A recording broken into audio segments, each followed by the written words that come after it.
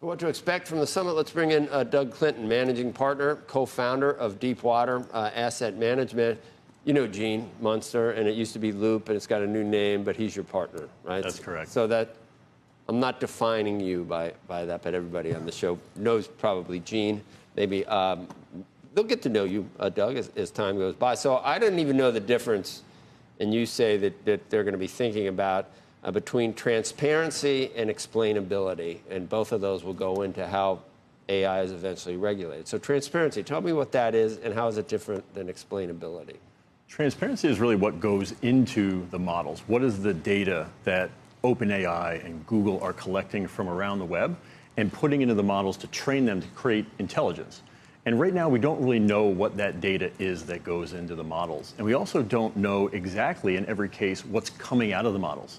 So that transparency is really about understanding what goes in the models, having watermark content when it does create something through generative processes so that people know how that process works. Because it's GIGO, and depending on your point of view, we know what a lot of the point of views of, say, Mark Zuckerberg is. Pretty good idea about his point of view. So you need to know if they're gaming what goes in for what comes out.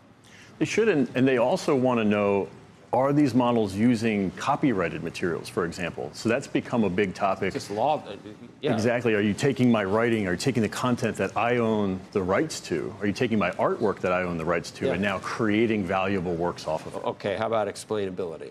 Explainability is the harder one, because if you talk to some of the CEOs that are building these models, they will even tell you, we don't exactly know why a model might respond in a certain way to a certain prompt. But in the long run, I think that the government and the public is going to want to know, why do the models do what they do? Why do they say what they say? And that goes beyond data, because the data is the first part of it, but processing that data and then creating the output is ultimately what comes from these services. That gets a little dicey there when the creator, something transcends what he or she was trying to do in the first place, and that's where you start wondering about sentient beings and consciousness and everything. I mean, this is way down the line, but nearer term, some things could come out that you had no idea are coming out, and that's never happened before in human history, I don't think, has it? I don't think it has. And I mean, if you think about how these models are created, I mean, they're inspired by the human brain. So it actually makes some sense that just like we might not know how our brains are creating what we're about to say as we say it. Right, but that's a these problem, don't you think? I think it's a problem in the long run if it gets out of control. Right now, I think these models are very well contained in terms of any safety issues. They're red teamed, which is a process where all these companies do it. They basically go and they try to force the models to tell you things that they shouldn't do. How should I build a bomb, right? They go and they push these models to limits. So there is testing that goes on that I think is appropriate for now. As the models get smarter, though, it will continue to be an issue. Could go wrong. What could go wrong?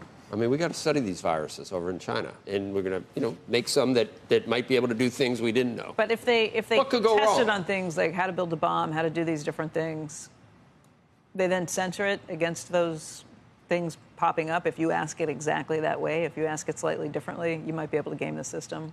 That's right. I mean, it's kind of like cybersecurity. We kind of talk about it as a cat and mouse battle. So red teaming is sort of a constant iterative process. But we can figure out, how do people jailbreak these things? They're out in the public. People talk about, this is how I jailbroke ChatGPT to do things it shouldn't do. Then we can correct that and go back to square one.